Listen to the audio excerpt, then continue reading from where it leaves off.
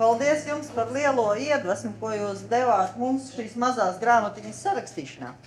Дякуємо вам за дуже велике натхнення, які ви нам дали, щоб ми написали цю книжку.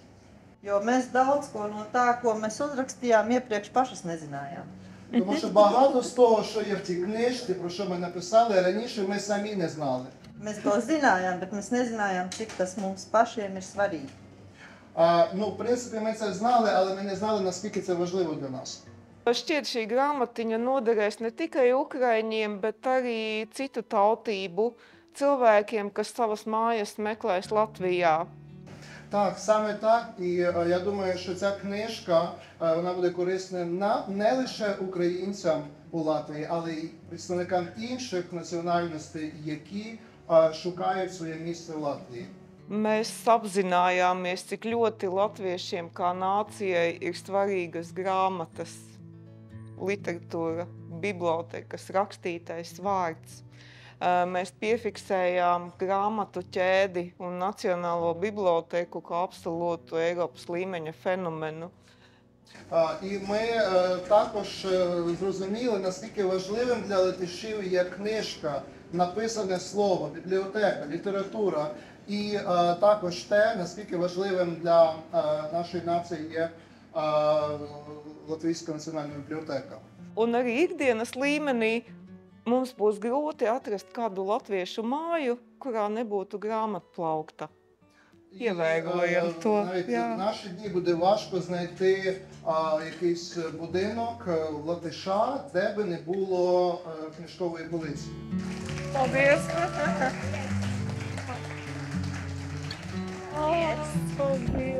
Šī grāmata un jūsu savstarpējā sadarbība ir skaidrs panākums tam, kā Latvijas sabiedrība ir mainījusies un kā viņi ir ieraudzījusi savas prasmes būt atvērtai, uzņēmīgai un tādai, kas spēj sadarboties ar ļaudīm, kas pievienojas mūsu valstī dažādu iemeslu dēļ, un cik tā ir bijusi viesmīlīga pret ukraiņiem, pret jums visiem jūsu kopienu šeit Latvijā. І ця книжка, а також ті заходи, що відбуваються, це є підтвердження того, як співдіють, як співпрацюють громади, українці, які приїхали до Латвії, і латиші, які тут є. І це є гарний, яскравий приклад такої співпраці.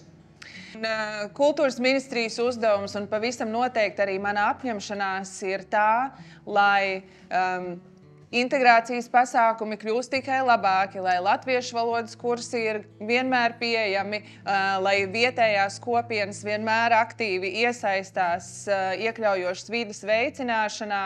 Un es arī patiešām ceru, ka jūs vēlēsieties būt arī turpmāk uzticami partneri Latvijas valstī, lai tas tā arī notiktu.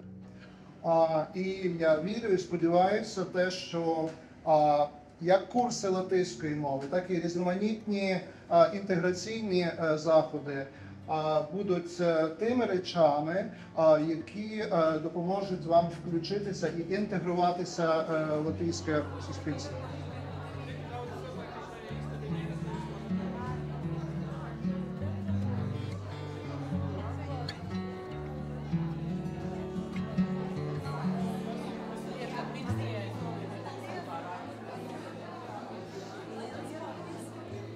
Kā tad radās ideja par šo grāmatu? Protams, kā visas idejas, nepieciešamības spiesta. Atnāca šī ideja.